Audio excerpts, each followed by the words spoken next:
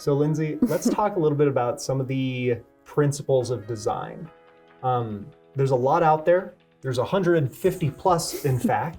What are some of your favorites that you think educators could use?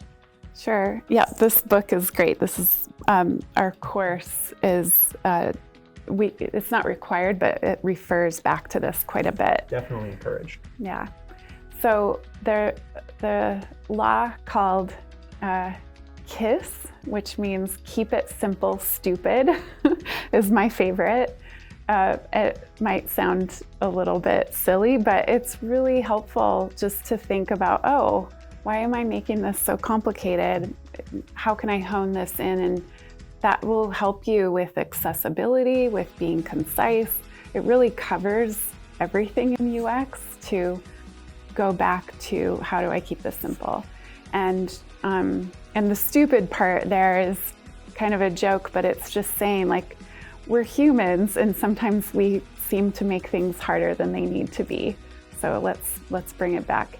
And then another one that I really like is called Jacob's Law, which means that if there's already a path or there's already something that people are used to, we don't need to recreate it. So it's kind of like, let's not redesign the wheel.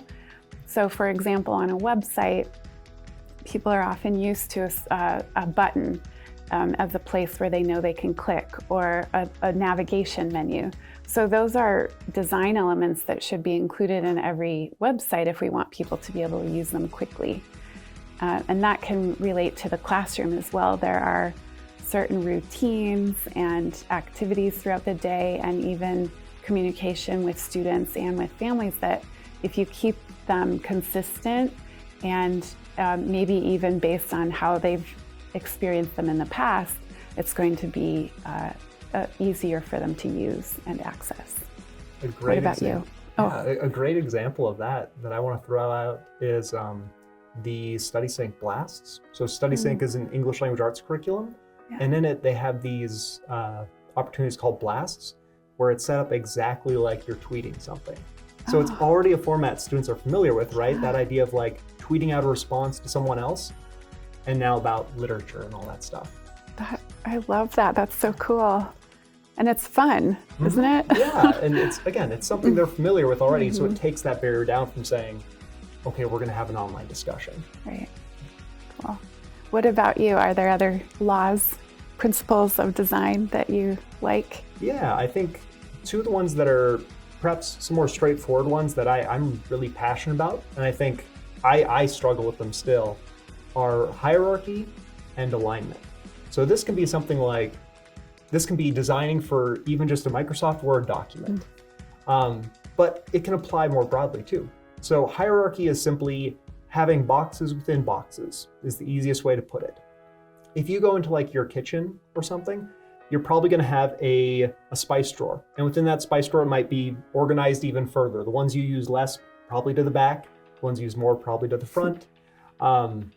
Cans are probably organized in their own section, right? In the classroom too, we use this hierarchy. So we have lessons, but lessons go inside units, and units might go inside whole quarter plans. So it's all about placing things within a certain box. So in a document or a website, you might have a large header, and underneath that, smaller subpoints to go in there. And that just is organization. Sure. The other one is alignment. So alignment is something that seems really simple, but it can get very complex as well. So alignment means that things that are have the same function, things that are at kind of the same level within that hierarchy, match each other. So alignment means the literal left-right alignment on a page, right? So you don't want midway through an essay or something to all of a sudden switch over to the right alignment or left alignment from the opposite.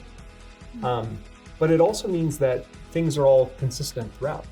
So if you're having all your headings in orange and all of a sudden one heading is the same level in that hierarchy, but green, you're going to wonder what's going on there. Why is that? And it's going to confuse your student or your parent looking at that document. That's so cool. And it's a simple tweak once you see it, right? It's something that you might not be thinking, I'm going to implement this here, but it's something definitely to look for.